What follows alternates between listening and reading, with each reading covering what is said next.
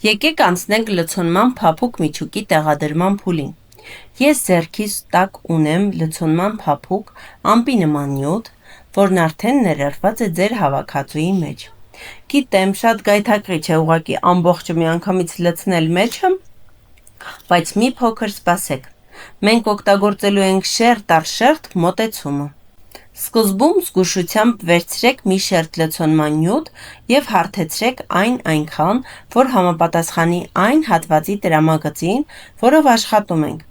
Սեղմեք այն ներքև, որպեսզի հավասարաչափ լցվի բոլոր անկյունները և բացվածքները։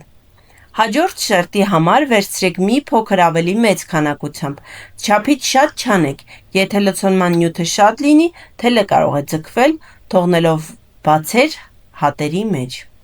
Եթե դա պատահի, դուք կտեսնեք լցոնման նյութը հելունագործ հատվածի անցքերից, ինչը մենք չենք ուզում։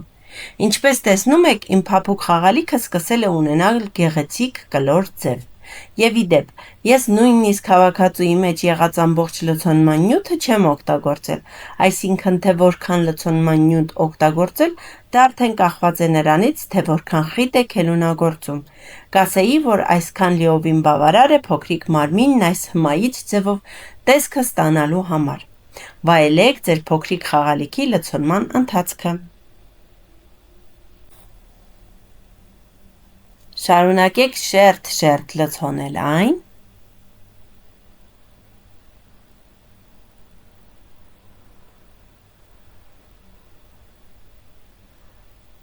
Կատարեք այնքան, որպեսզի խաղալիքը այնքան փափուկ չլինի և չլինի այնքան կոշտ։ Այ այսպես, կարծես բավարար է։